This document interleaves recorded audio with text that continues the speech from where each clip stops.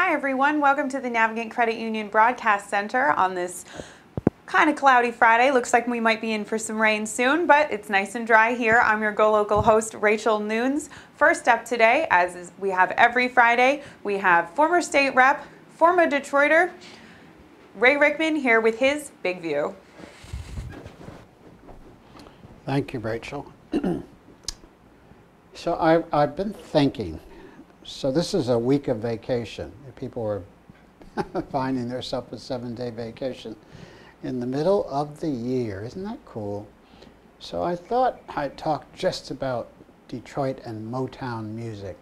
But as I got ready to prepare myself, I decided to talk a little history as well.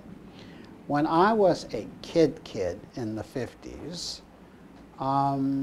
there was race music. That's what they call black music, Ray Charles and all those folks. And a little later came Nat King Cole, who was refined and elegant and interesting and classy kind of a man. But there were there was a lot of blues and jazz, and it was black music. And very few white people bought it or listened to it. There was almost no crossover. There was no place to go with racially mixed audiences. Fascinating. So along comes Berry Gordy and Motown. Now again, let me be candid. There were people like Frank Sinatra and Frank Sinatra who was a little crossover. And you go to the J.L. Hudson department store, Crawley Milner's department store, and you could buy Frank Sinatra. Peggy Lee, you could sneak and buy. Black people could buy these white artists. They didn't have black artists at the J.L. Hudson Company department store.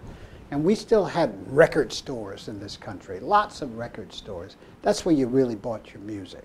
So in the black neighborhood, they only sold black music. And as a kid, I loved Frank Sinatra, so I would ask my mother, is any Frank Sinatra here? And sometimes there would be, but there was no one else.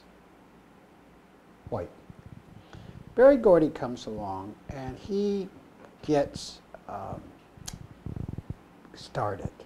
And there are some black musical people who white people end up buying.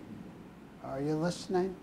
Because white folks did not buy black musicians.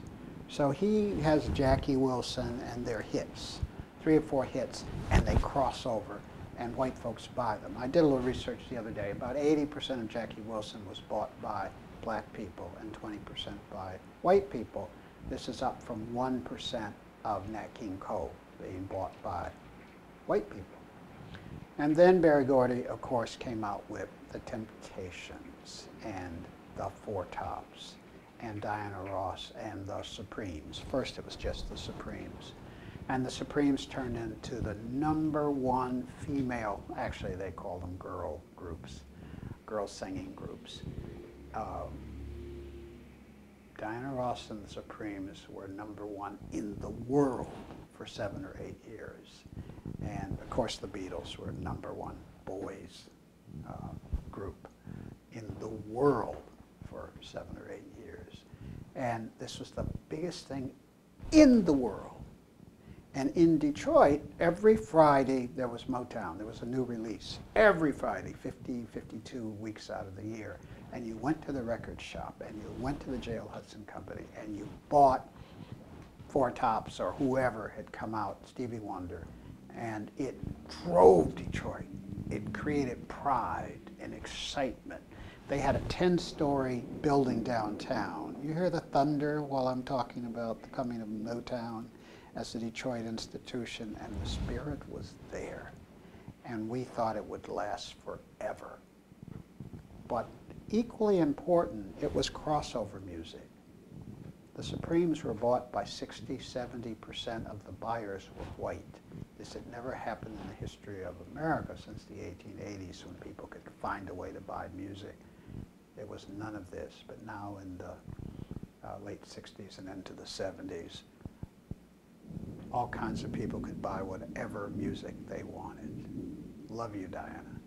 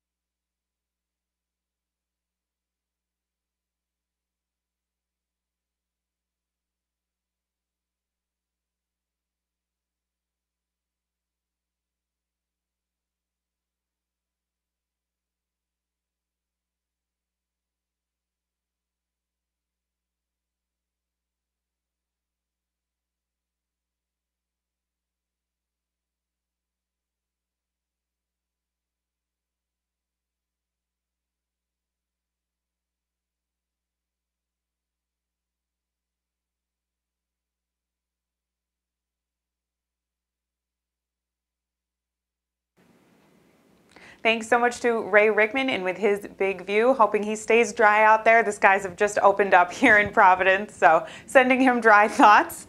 Up next, we have Carolyn Kepnes in with us over Skype. She's here to talk about her new book, Providence, and as a New England native, and the book focuses, the book's set here in New England, so we're excited to talk to her about her newest book. So welcome, Carolyn. Thanks so much for being with us today. Thank you. So tell us a little bit about your book. What made you decide to set it in Providence? So much. I mean, I went to school in Providence, and I have that nostalgia for the city. And over the years, it never goes away. Like, there's no place like Providence. The mysticism, the food, the wonder in the air everywhere. And I'm here in Cape Cod, where I'm from. So all of New England on a whole is just so forever intriguing to me. So tell us a little bit about the book as well. It's a bit different than your past few books, which have been connected. One was the sequel to your first book. So what made you go down this young adult sci-fi mystery route? For an adventure, for writing, every book is its own animal, and I always want to try something new. And I guess to me, the scariest place in the world right now at this particular moment is the human mind. And I loved the idea of going with these three people who are all missing someone terribly and being kind of eaten alive with wonder, especially at this moment when we have so much information and we're bombarded all the time with facts and lies and trying to figure out their feelings in this moment that we're in right now. So just for some background, so the book focuses primarily on two young people. They're very good friends, and then they're separated when the boy John is kidnapped. And when he's released years later, it's discovered that he has these kind of psychic-ish powers. Yes, he basically, when he feels anything for anyone nearby, they could die. And I loved the idea of someone who doesn't crave that kind of power, having that kind of power. And to me, we're with our phones so much and things are changing so rapidly that it was exciting to me to imagine something like Next Level, where it feels like, oh, this could actually be real within months, weeks. Absolutely. And then I wanted to get on both sides of a missing person situation where John goes missing and kind of already he's that kid who's missing something and doesn't quite fit in. Mm-hmm. And Chloe is defined by her friendship with him, and she needs him in that way to feel like her whole self. And it was so exciting to me to explore someone when they lose that person they think of as their person, and those other to be missing someone or to go missing. Absolutely. So what were your main inspirations for writing this book? Did you draw from, I'm assuming you weren't kidnapped as a child yourself, but did you draw for inspiration from characters? Did you draw from people you know, or where did this all come from? Well, yeah, I didn't spend 4 years in a basement, so that's good news. That's good. That's good. One of the things, especially being home on the Cape, that I'm reminded of, my brother and I cut through the woods every day on the way to school. And I think when you're a kid and you do anything regularly with someone, the moments that you do it alone, like when he was sick and I would be in the woods alone, I would be so aware that anyone watching could know, oh, she doesn't have him today, she's on her own. And I have that forever, like that sense memory of that terror feeling. And then, I mean, I draw from everywhere. Like, no one is directly from real life, but from people I know, people I read about, books. Like, it's the big answer, because to me, like, that's where I have so many references in my books to pop culture, because everything that I consume kind of comes out through the filter. Absolutely. And so do you like to put little bits of your home into your books? I noticed that in your first book, the main character goes to school at Brown University. So is it that deep connection to New England filters out through your books? Yeah, in every book, Providence appears at some point. The one I just finished writing, I think that right now there is no Providence, but you never know because it's a first draft. But yeah, it's the things that stay with you over years. And again, like, to me, impact my like growth as a writer. And so many great experiences happened in Providence with writing, especially one in a class where I read a lot of Lovecraft, and I remember walking around. And then one day during the time that I was taking that class, I woke up with a terrible, we'll just call it what it is, a hangover, a college hangover. The worst. And I felt awful, and I tried to read Lovecraft, and that has stayed with me for years. Is like, that was the hardest thing to do when hungover.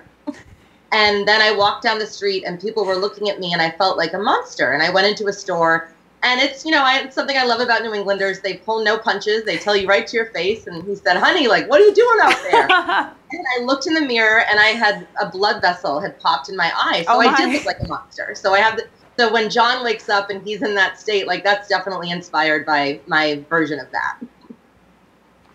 Absolutely. So what made you change? So if I understand correctly, your first book, it's an adult book. What made you delve more into a younger audience? Did you do that on purpose or did it just kind of work out that way?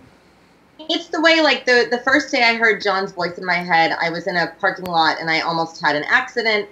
And it was this moment of extreme vulnerability with a stranger. And I just heard his voice and I feel like maybe it had something to do with that vulnerability. But I think so my first two books were about, yes, a very cynical man in his 30s who's very judgmental. And it felt natural to switch gears and write about someone who's like kind of the least judgmental person, but almost painfully so, where that winds up being kind of an Achilles heel for him. Like you almost want him to be a little harder and a little more aggressive. And so now that this book is out, you said you're working on another book. What's the next steps? Can you tell us a little bit about the new book, or is that still pretty hush hush? A little. I mean, it's always scary at this point because it's the first draft. Of course. I can tell you that it's about a woman in Concord, Massachusetts, and she wishes that she had a husband, so she goes to try and get one. And when things don't go her way, there is a little violence. Sounds very interesting. And so is this, you seem to gravitate more towards kind of mystery, crime, drama-y type books. Is it just what you like to write? Do you like to read that? What pulls you in that direction? Yeah, my whole life. I mean, I read and write some like different kinds of things, but there's nothing like starting a book and having that drive of like wanting to find out who did it, why they did it, all of that. I mean, I'm a junkie for all of that my whole life, and I love to be scared. I have like a great love-hate relationship with it, where read like a million scary things and then watch something really fluffy. So I like that cycle, and I like to scare myself. To me, that's a good like writing feeling. Interesting. Well, I like it. It's a great approach. Well, thank you so much for being with us today and talking about your book, Providence, and advise everyone out there to check it out. It's a great rainy day read for days like today. And Carolyn Kepnes, thank you so much for being with us today. We look forward to your next project whenever that shows up. So we'll keep an eye out for that. And thank you all so much for being with us today here in the Navigant Credit Union Broadcast Center. I hope you have a great weekend. I'm your GoLocal host, Rachel Nunes.